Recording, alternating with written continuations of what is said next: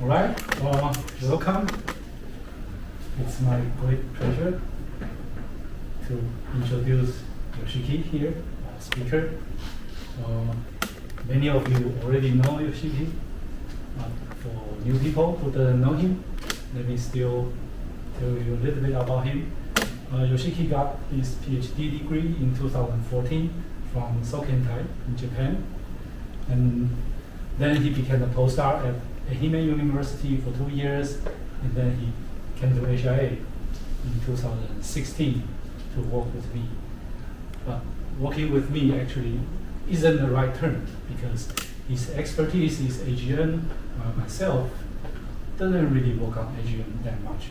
So the right way to say it is during his period working in ASIAA, I learned a great deal about AGN from him.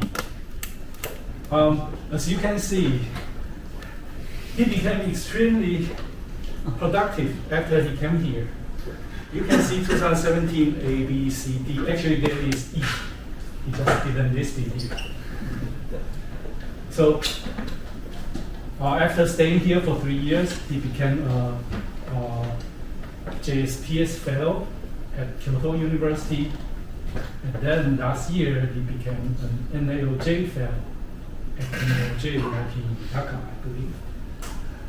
So in addition to doing research, his hobby, I believe, is to just collect all the prestigious fellowships. But anyway, if you look at our website, you will see that Yoshiki is one of our visiting postdocs. Unfortunately, because of the pandemic, he wasn't able to visit us at all for maybe 4 years. So I'm really glad to see him again here. And today he will tell us about his latest research on obscure AGN. Let's give Yoshiki a warm welcome.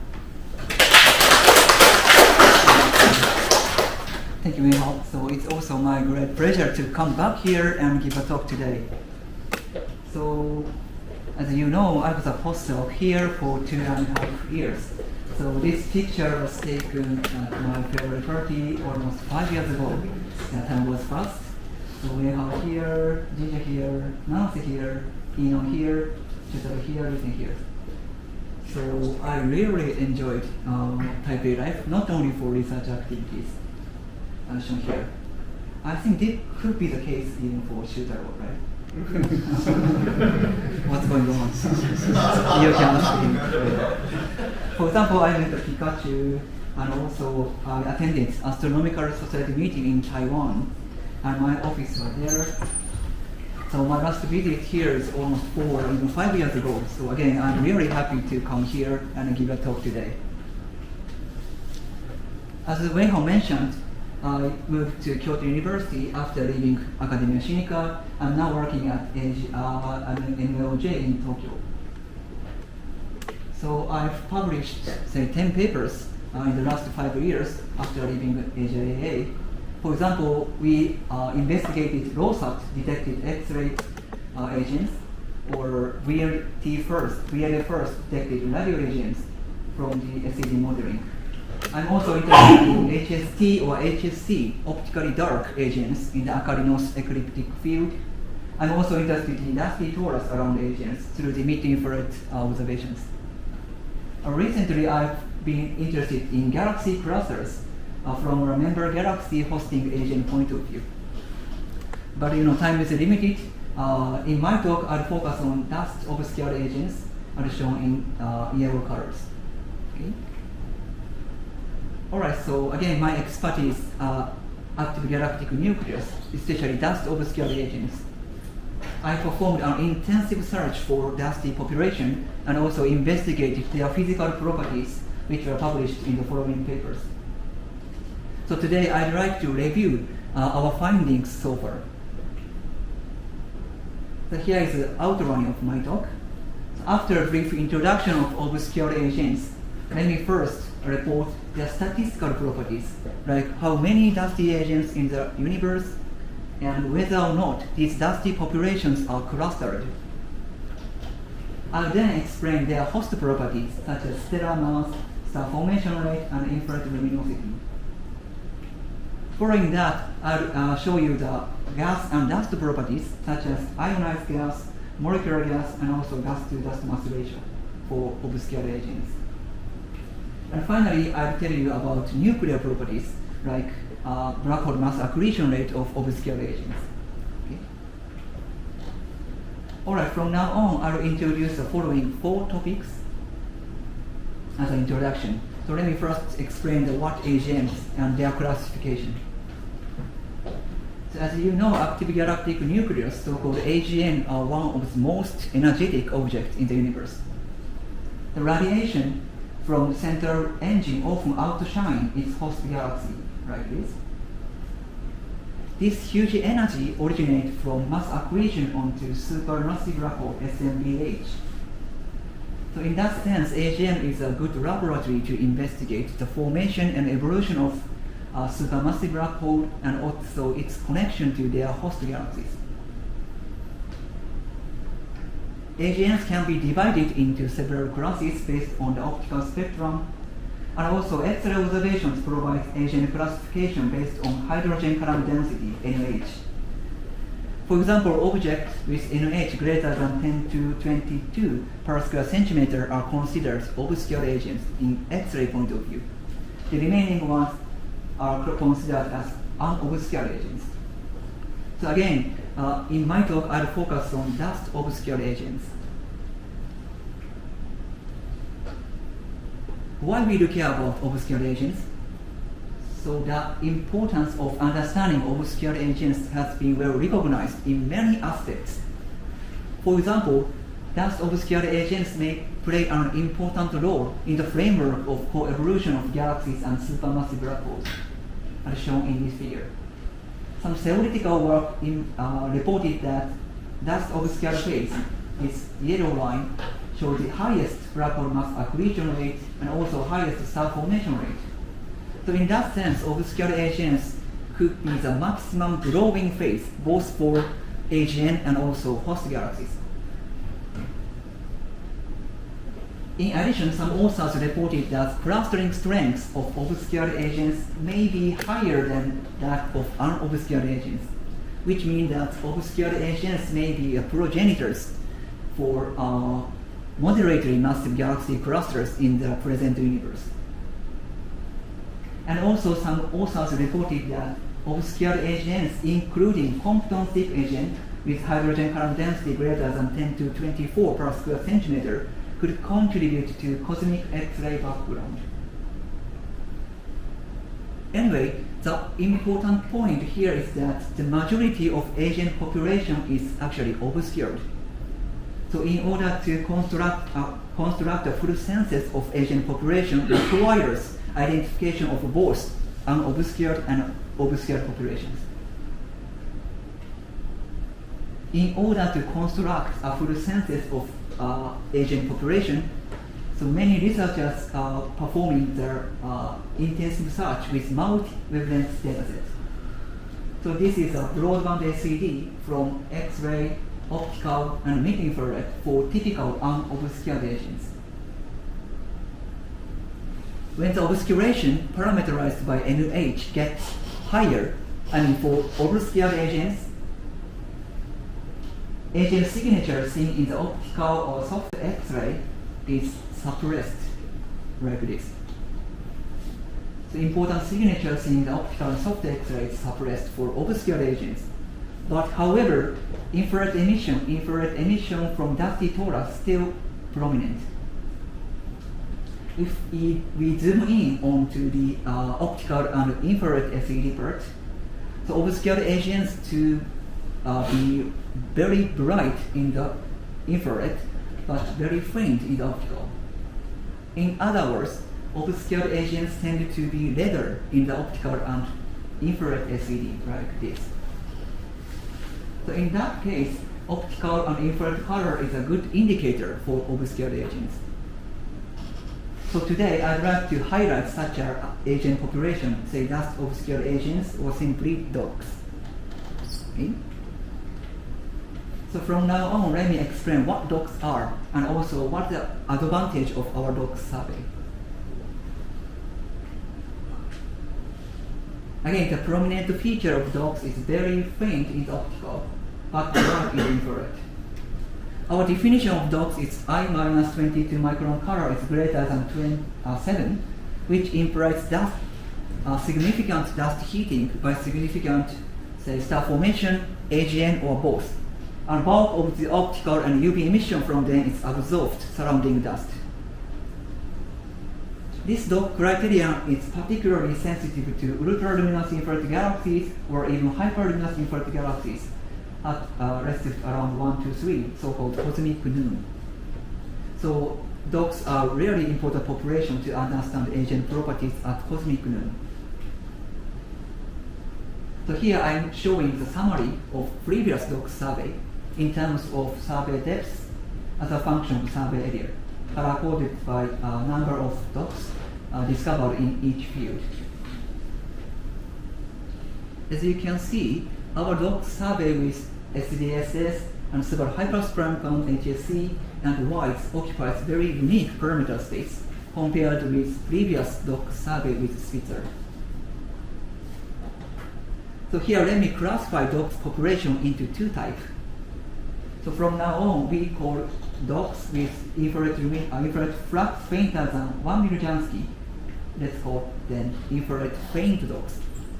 And remaining are, let's say, called infrared bright dogs. So in my talk, I'll focus on these infrared bright dogs that were newly discovered by our dog survey. By combining the whites and HSC or SDSS data, we can find a bunch of infrared bright dogs. So here I'd like to explain the sample selection. How do we select such infrared bright dogs? So basically, we cross-identified SDSS or HSC with whites and then applied color cut to select infrared bright dogs. Point here is that especially using HSC can detect optically faint dogs that cannot be detected by SDSS. So this is an example of infrared bright dogs images taken by the SDSS, HSC, and whites. As you can see, HSC can successfully detect optical emission even for optically faint dogs that cannot be detected by SDSS. Eventually, we found roughly 10,000 infrared bright dogs so far, which enabled us to do any statistical work and also find, say, especially rare population among dogs sample. All right, so let me explain the statistical properties of infrared bright dogs from now on, such as luminosity function and also autocorrelation function. Here I am showing total infrared luminosity function, which is a volume density as a function of infrared luminosity for dogs. That is derived by the Bmax method. These white squares are infrared faint dogs, and red star is infrared bright dogs. And also this magenta line is the best fit function for these data points. In this work, we found that volume density of infrared bright dogs is about 10 to minus 7 cubic megaparsec, which is actually roughly comparable to that of SDSS luminous quasars at similar redshift as infrared bright dogs. Then I'll show you the autocorrelation function of infrared bright dogs. Again, this magenta line is the best fit for this formula. So I'll skip into detail, but let me focus on this A omega that corresponds to the clustering strength. So this figure shows a correlation amplitude as a function of mid-infrared flux. Again, this vertical axis traces the strength of clustering, weak clustering towards strong clustering, like this. Okay. So as you can see, clustering strength correlates with mid-infrared flux density.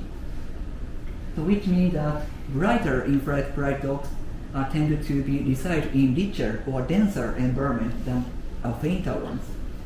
And maybe the most luminous infrared bright dogs may evolve into the brightest galaxy clusters in the local universe in the future. Actually, clustering strengths or say bias factors of infrared bright dogs is again comparable to that of SDSS luminous quasars. In summary, number density or clustering strength of infrared bright dogs are comparable to those of SDSS luminous quasars, which may suggest that there is an evolutionary link between two populations. So I will discuss this point later. Okay. So next I'll explain the host properties of infrared bright dogs, stellar mass, star formation rate, and also infrared luminosity. In this work, we utilized AKARI far infrared survey catalog because far infrared data are really critical to constraining the star formation rate of galaxies in general. From now on, I plot the star formation rate and stellar mass relation for infrared bright dogs and compared it with other populations at various redshifts. But this will be busy plot, so let me see step by step. Right, this purple line corresponds to the so-called main sequence of normal star-forming galaxies at redshift less than 0.3.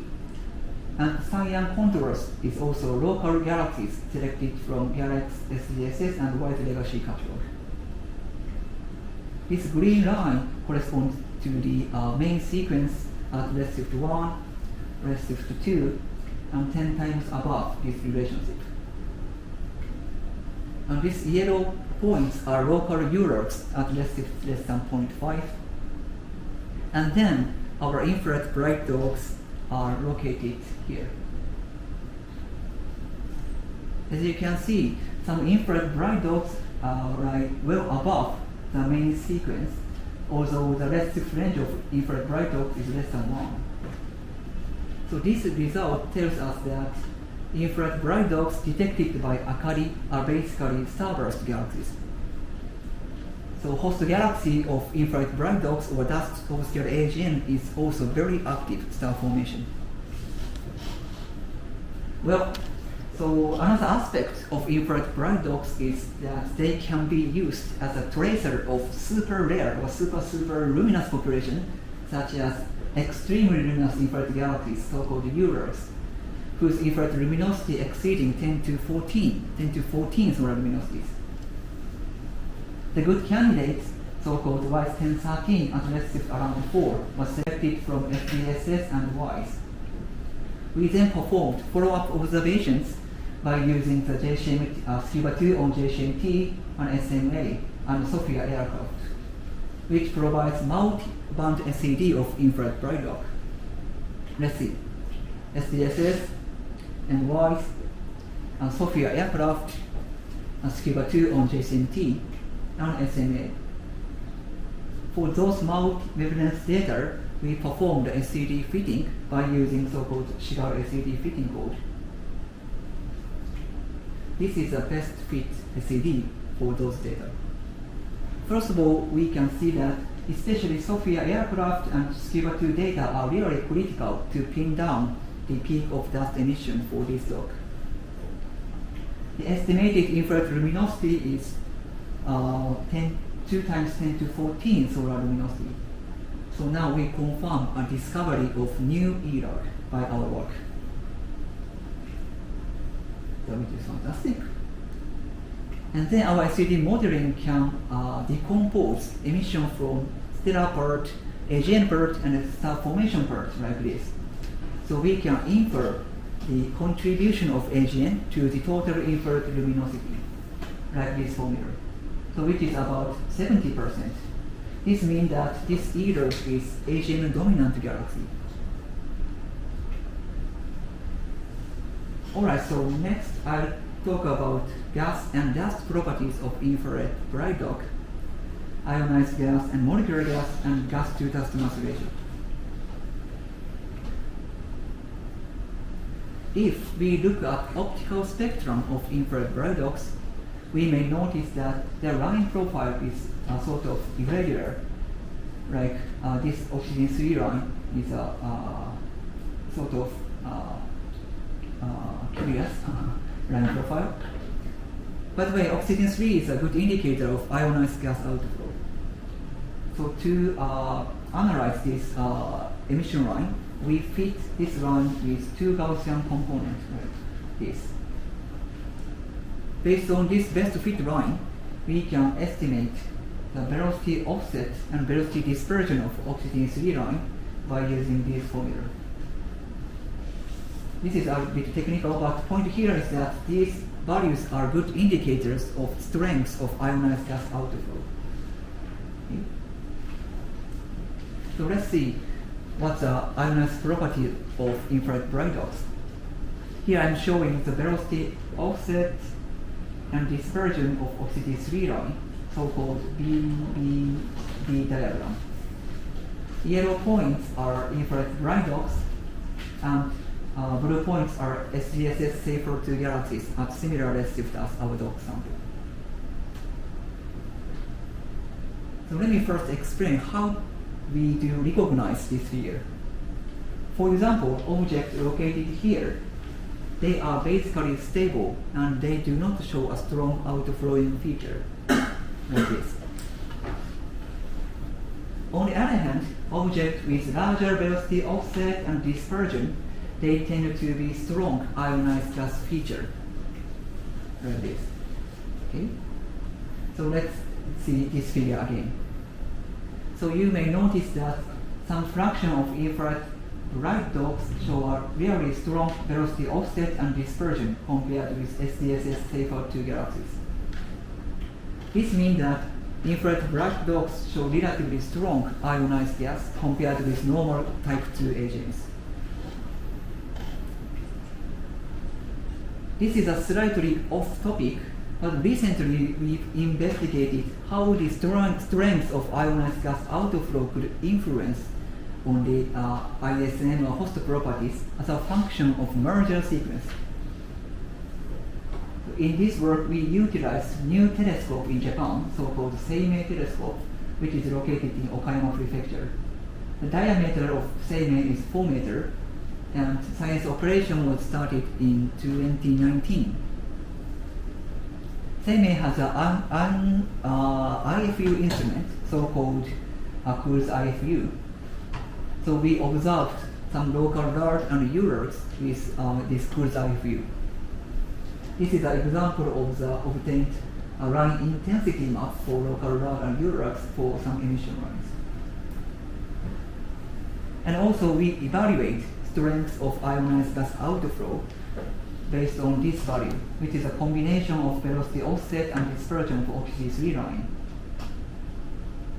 This figure shows the strength of ionized gas outflow as a function of merger stage, early stage, mid stage, and late stage mergers. We find that strength of ionized gas outflow gets higher towards late stage mergers. So in other words, ionized gas outflow in late stage mergers is more stronger than that in early stage mergers. This result could indicate that galaxy-galaxy merger also enhanced AGN-driven outflow. Alright, so let's get back to the main topic. So again, we just confirmed that infrared bright dogs show strong ionized gas outflow. But one question naturally arises. We just confirmed infrared bright dogs show a very strong outflow in that ionized gas. But how about molecular gas? In order to address this question, we observed CO molecular gas of infrared bright dogs with ALMA. The target for ALMA observation is this object was 1029 at redshift around 0.5, which is a typical ULIRG in terms of infrared luminosity. So this dog shows a very strong ionized gas feature. So this is a sort of promising target to investigate how the ionized gas outflow could influence its host galaxy or molecular gas. So this is the result. This figure shows the ALMA spectrum of CO221 and CO423 of this Y1029. So this velocity is relative to systemic velocity measured by the stellar component fitting in SDSS spectrum. As you can see, both CO line can be well fitted by only single Gaussian, right?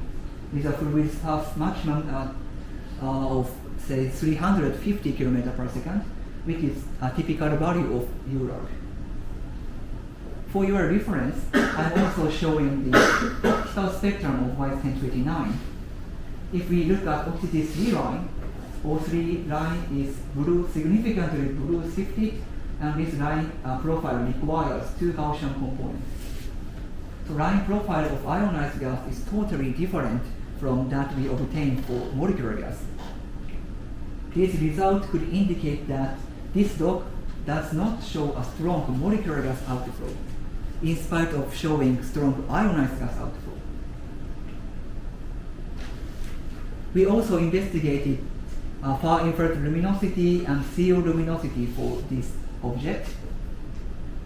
This is a CO221 luminosity and CO423 luminosity.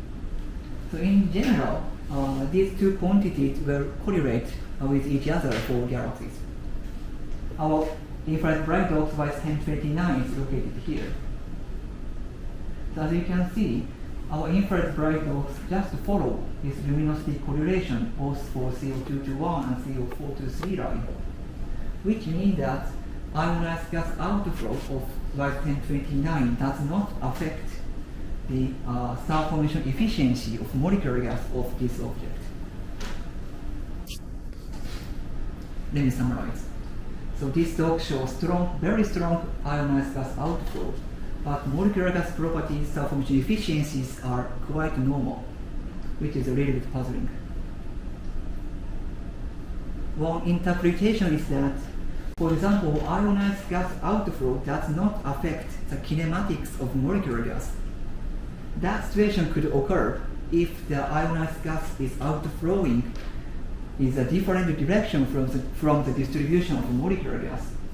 In that case, strong radiation from AGN selectively affects the ionized gas in narrow line region, but ionized gas outflow does not affect the kinematics or ISM of this dog, at least for this dog.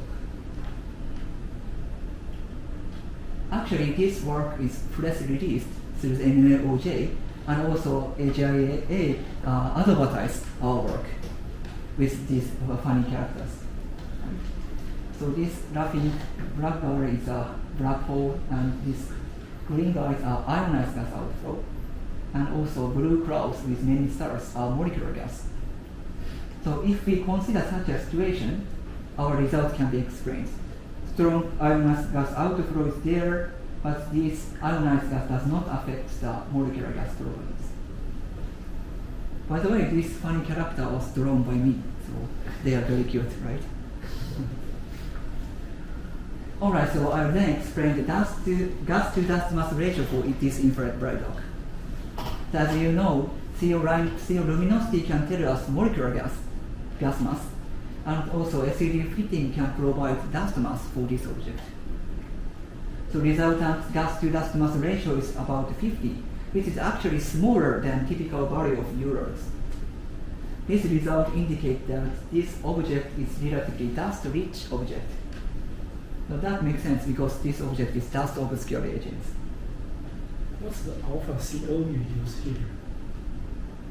Yeah, I think very typical value, but I don't remember. I mean Milky Way value. Maybe. But yeah, I know alpha CO has a really large uncertainty. And especially for the AGN alpha CO. That's right, yes.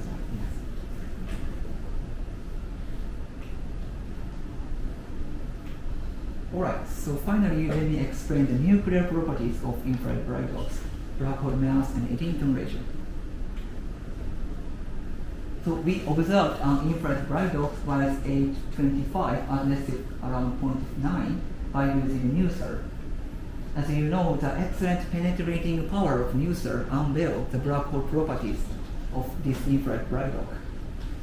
As you can see, we successfully detect hard X-ray emission by NuSTAR, which is actually first detection of NuSTAR in terms of infrared bright dog.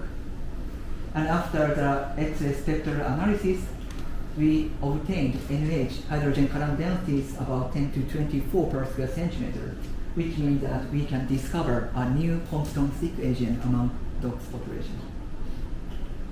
And also estimated black hole mass is about 3 times 10 to 8 solar mass, and Eddington ratio is about 0.7.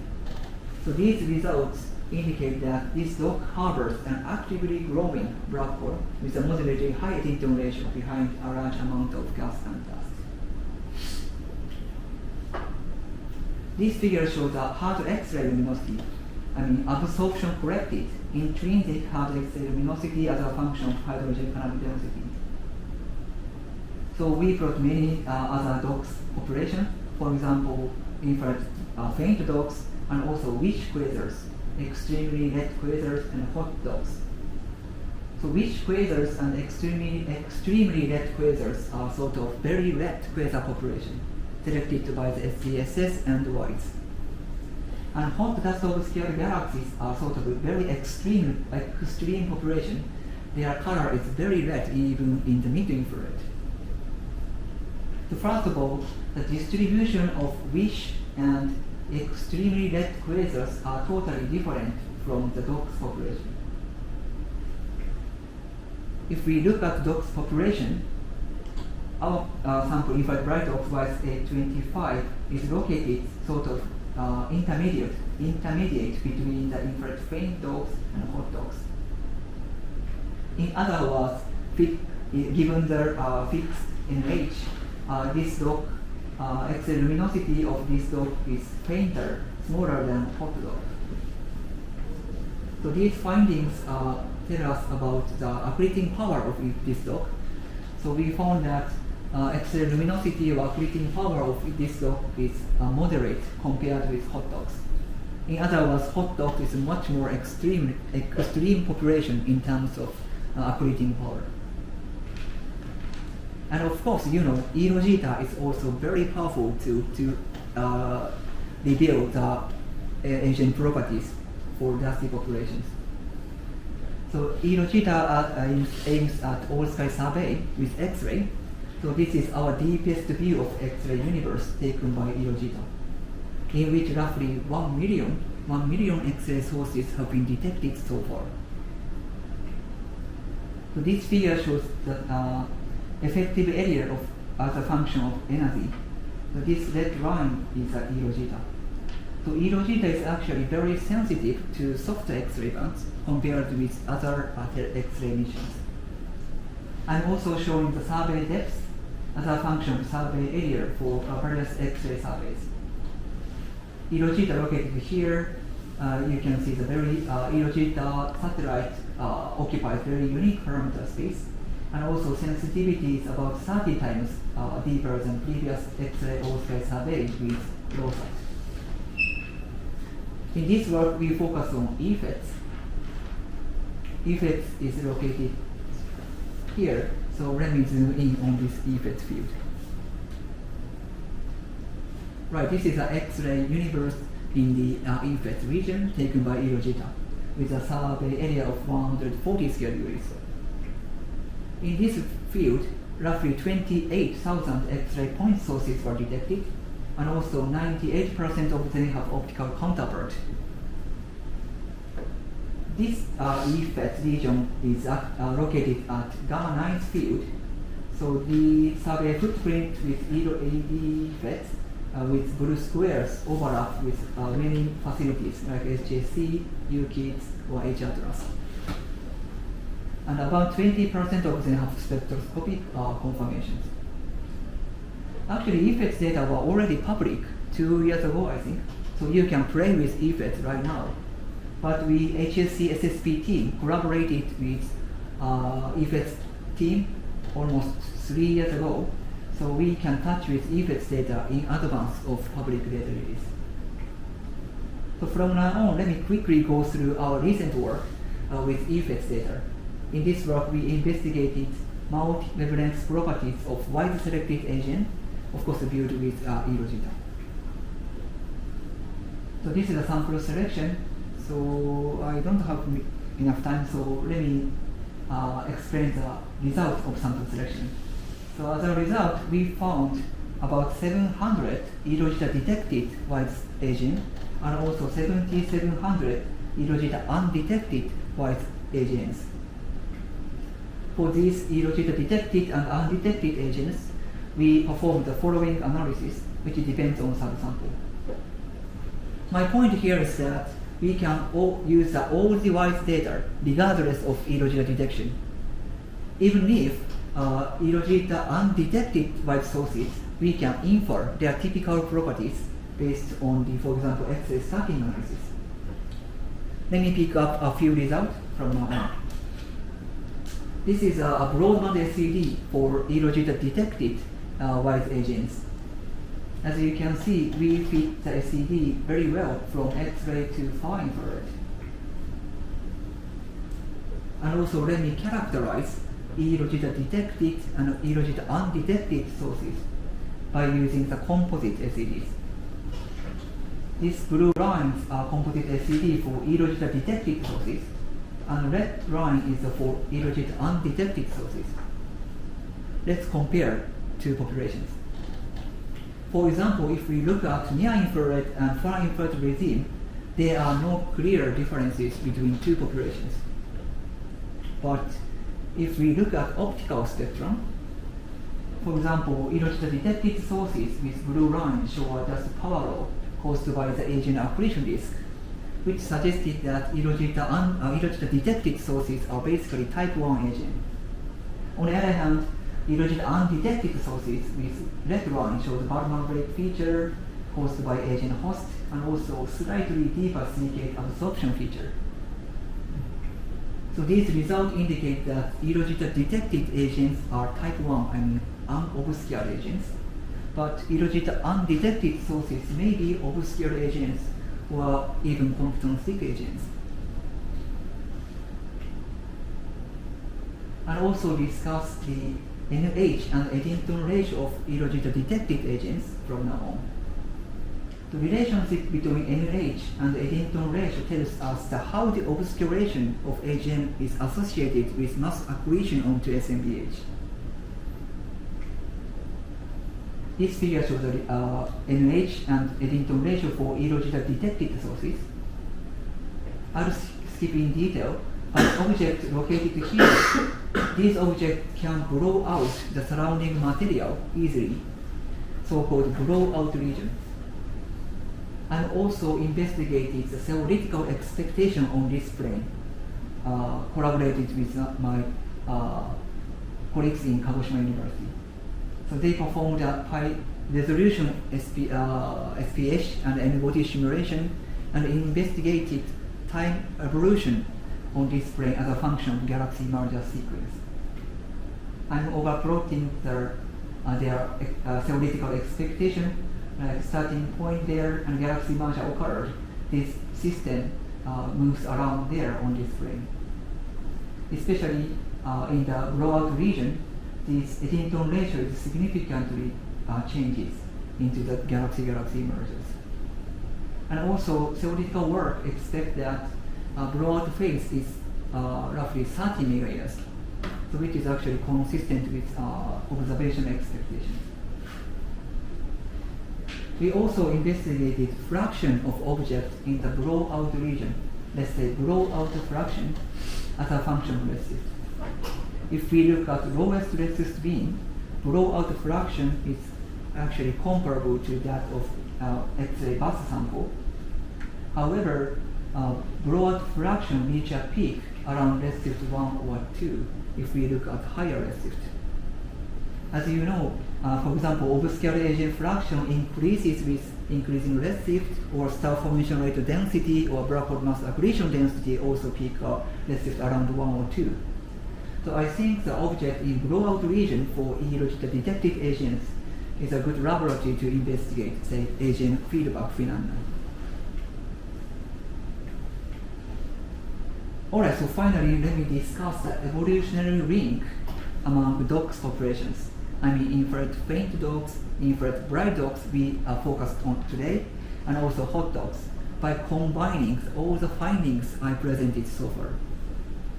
I also discussed the evolutionary link with other populations like SDSS quasars. Once galaxy-galaxy merger occurs, star formation is activated. That would correspond to the infrared faint dots, because infrared faint dots show pH emission and also intrinsic X-ray luminosity and NUH are smaller than those of infrared bright dots. After that, AGN ignite, AGN activity start, but star formation is still active. In that kind of population could correspond to, for example, AKARI detected infrared bright dots.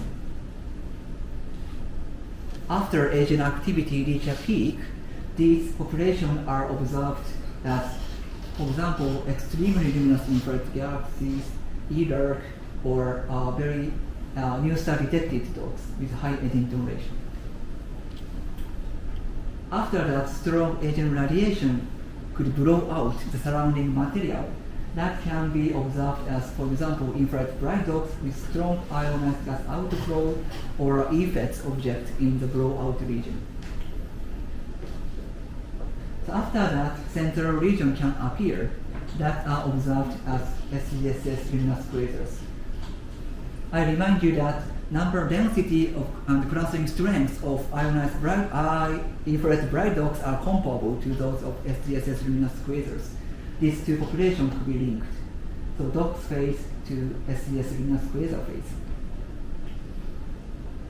Okay, I still have time. Let me quickly go through our ongoing and future collaboration, especially in HSC, SSP, PFS, SSP, and also eROSITA, which I'm deeply involved. So I'm leading HSC AGN working group, and roughly 100 researchers involved, and 130 projects launched so far. The important point here is that HSC, SSP were already completed. So we are now waiting for final data release. So I think it's a good opportunity to do any comprehensive or summary work based on the final data release of HSC, SSP. In that sense, I'd like to advertise HSC AGN collaboration meeting, which will be held in November at Ehime University. So Ehime is very famous for hot spring and orange you can enjoy. We also discussed how we do use final data release for AGN sciences and extend our research towards PFS, Euclid, Roman, whatever. After the HSC SSP, PFS prime focus spectrograph PFS SSP will be online soon. I'm also leading the AGN working group in the PFS collaboration. So thanks to the HSC SSP, we have a lot of AGN targets that need to be spectroscopically confirmed. We are now discussing the first year plan. So it's really nice timing to join the AGN working group and present your own science and present your own target.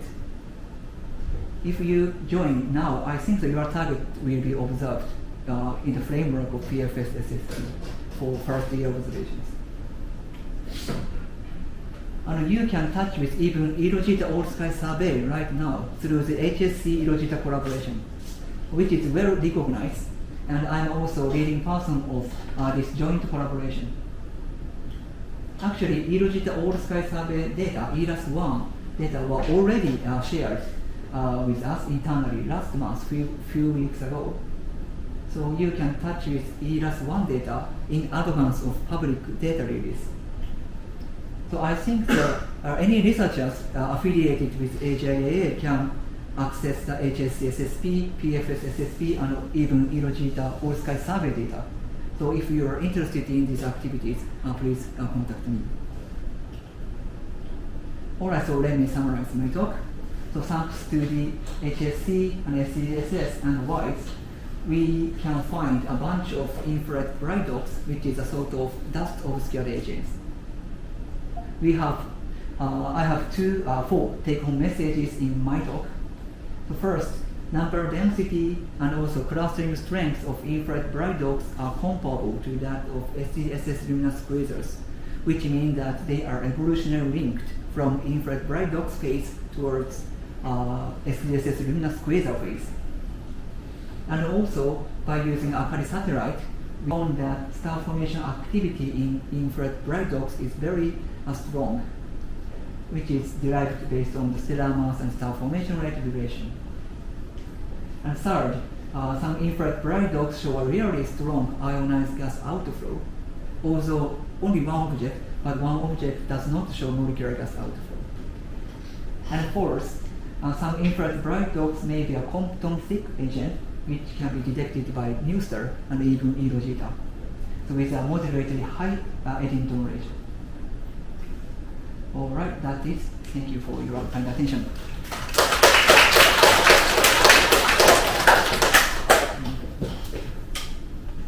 Okay, any questions? Okay, thanks for the talk. And I have two questions. So the first one is about ethers in your sample. I'm wondering, does it also has higher physical properties such as star formation rate or dust mass? Because I'm wondering what's the mechanism that makes it so luminous? And the second question is simple. What's the typical value from your SCD-50, the typical contribution, the typical AGN contribution to the total infrared luminosity? Okay. So your first question is about effects or EROG? Ethers. EROG, this one? Yeah. Okay. Does it also has higher star formation rate or dust mass? Yeah, that's right, yes. Yeah, this is actually a very good question. So this EROG has 10 to 14 solar luminosity, which is quite huge. So we are wondering, how do we emit such a huge energy? So one possibility is strong AGN radiation, and also this EROG should have very strong star formation rate. But another possibility is, actually, to be honest, another possibility is that this EROG is actually gravitationally lensed. In that case, this infrared luminosity could boost and observed as EROG. As far as I know, this object does not show any lensing feature, but I think some HyLIRG or EROG population could be affected by galaxy lensing. Did we have some GTC optical imagery for this one? Yes, I got GTC images, and from GTC images, I do not show any feature for lensing. The spatial resolution of GTC is 0.6 or 5 arc seconds. If we look at the lensing signature, we may need, for example, HST or 0.1 arc second resolution would be required. Yes. And second question is effects agent, right? Effects agent. Let me see. Yes, we also investigated AGN contribution to the total infrared luminosity for eROSITA detected agents. So let's say roughly 70% or even 80% is our AGN contribution for effects. And also, if we divide it into our sample into type 1 and type 2, or unobscured and obscured population, AGN contribution of obscured AGN is higher than that of unobscured agents. For this sample, what are the infrared data? Far infrared data? Yes, far infrared data, and this upper limit is always HR to us data. But there are no sub-millimeter data actually. I proposed the SCIBA 2 follow-up observation for these guys, and my proposal was accepted, but we require band 1 condition, so our observation was not executed, so I resubmitted. You have decomposed SED. Did you convert to the AGN luminosity to a luminosity function, and convert to the X-ray luminosity function to compare? Is it possible to compensate the X-ray luminosity functions? You know what I'm saying? Because you have more obscured AGN X-ray, so you imply you have more those obscured AGN. So once you have did this work, did you calculate this? Are they matched together? I have not yet calculated. Yeah, but this is doable. Yeah. But the SET decomposition also have some, uncertainty. Yeah. So I think the estimated AGN luminosity has a sort of big uncertain, and then converted X-ray luminosity also induce another uncertainty. But anyway, yeah, I can do that. Yeah. I think that would be interesting. Right. Yeah. And also my second question is about your same telescope, the IFU. You observe the ionized O3 lines. Yeah. And ionized O3 lines, are they all come from the center or are they more extended? Because your IFU, I think the emissions are not always in the centers. So I'm just wondering, when you calculate the kinematics, are you only focused on the center or you just integrate all? That's a good question. So let's see. This one is the O3 line, O3 intensity map. So for example, this object we clearly see the O3 line, but some objects are off center. Extended. So we calculated this value actually by combining all the fibers. All the fibers, I see. Yes. So I think you cannot really decompose. Okay, from local galaxy people, I would say it's very hard to because they maybe have the bubble, they have the outflows, they're driven by the kinematics energy rather than the radiative energy. So for the outflows, I will be more, I think maybe trace on the center will be better. Okay.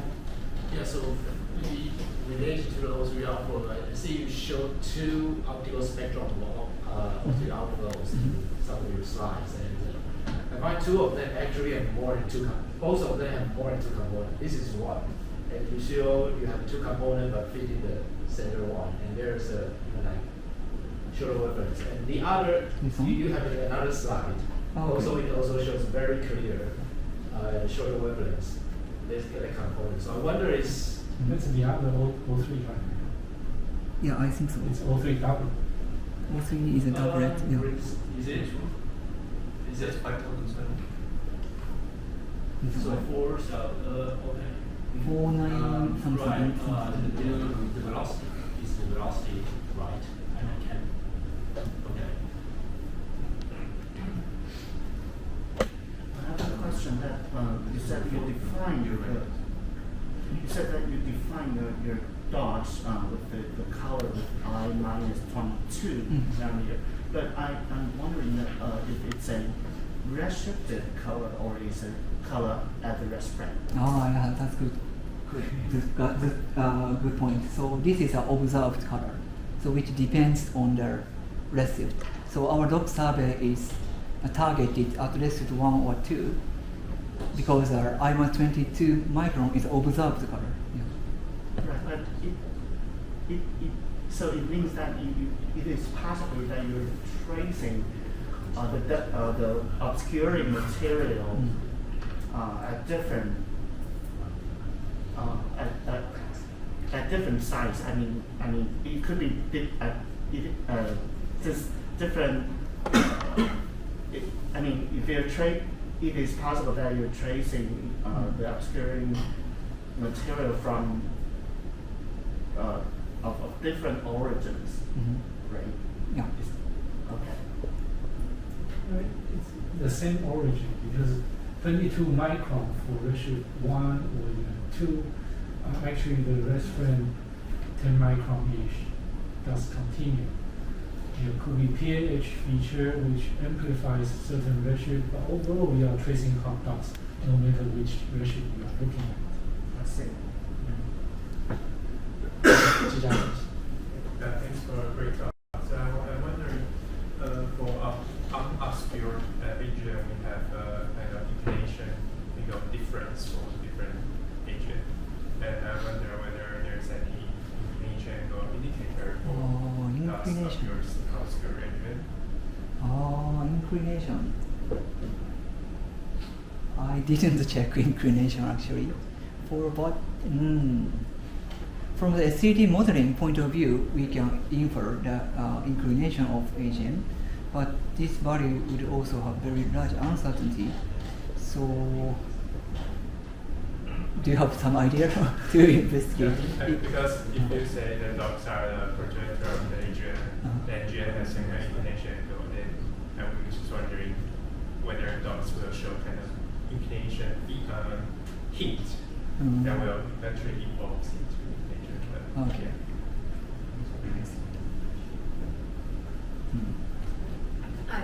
For this question, probably I think because you show the dogs detection in eROSITA and non-detection in eROSITA. I think the same profile at near infrared and far infrared, they are the same, but the difference in the optical, it means most of them probably are trace the orientation, the typical AGN unified model. But the fraction I remember is over 20, over 10, I think 10. One is 600 and one is 7,000.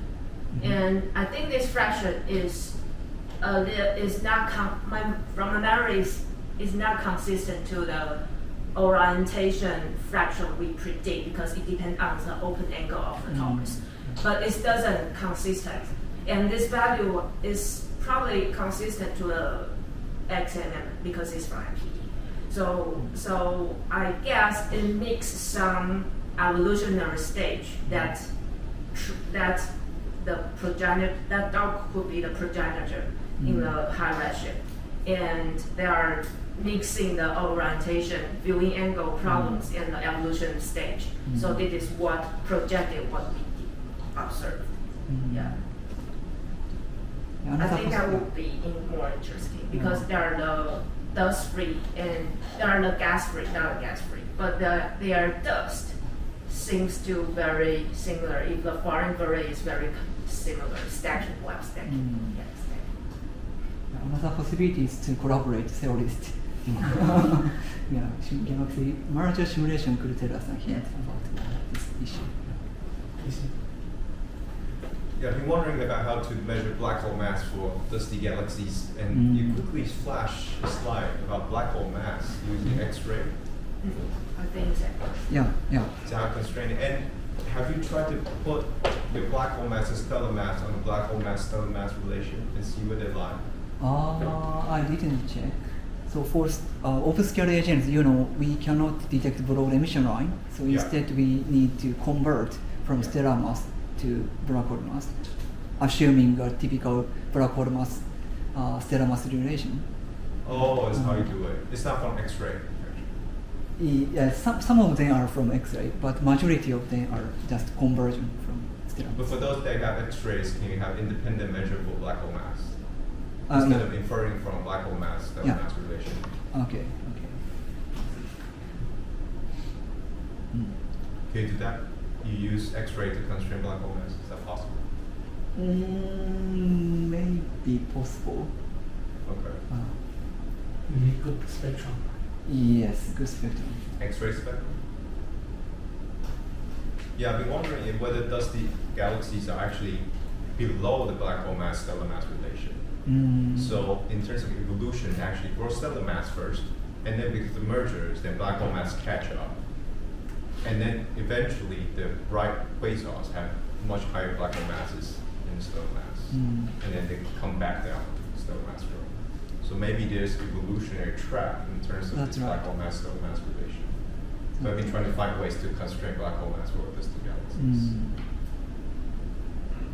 But recent JWST observations tells us that if we look at redshift 6 or 7 AGNs, black hole mass is always overmassive. Exactly. Compared but with those are maybe selection effects because you pick those brighter ones to start that makes with, sense. right? And naturally have higher black hole mass.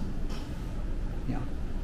But there must be objects that's below the relation to cancel out on average there's a relation. Yeah, eventually, right. All right, I think this is a good point to stop. Yoshiki will be here in the next 2-3 days. 3 days until February, Friday. Until Friday. So you are welcome to talk to him if you have any questions. So let's thank him again.